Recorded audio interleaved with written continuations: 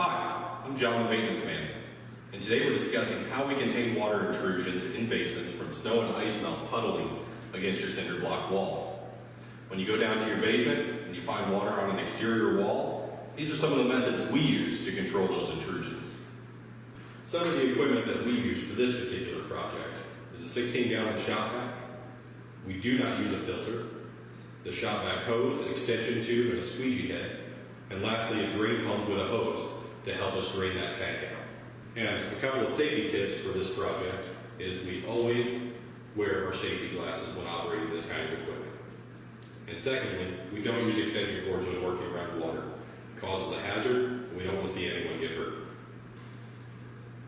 So to begin, we're going to assemble our equipment.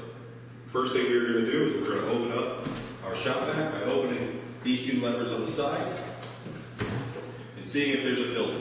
There is no filter installed on this shop vac. Place the lid back on properly, snap the clips,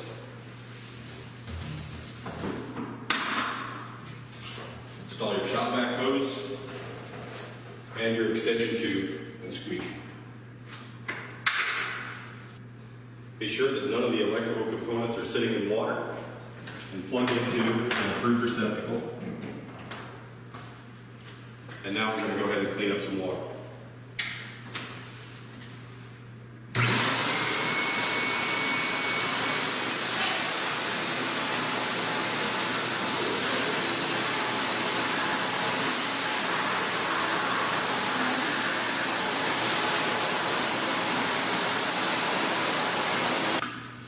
After any water intrusion cleanup, it is always important to install a fan. Keep air moving. It's going to help dry out everything. And it will help prevent mildew.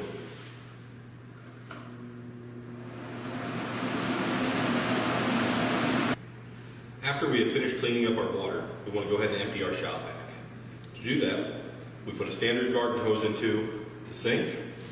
We attach it to our drain pump, open our valve. Now we're ready to pump.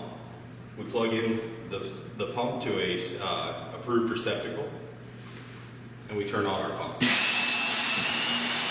If you ever find water in your home, even if you cleaned it up, please report it to your maintenance department. Your maintenance techs are always here to help you. And always remember, we're all in this together.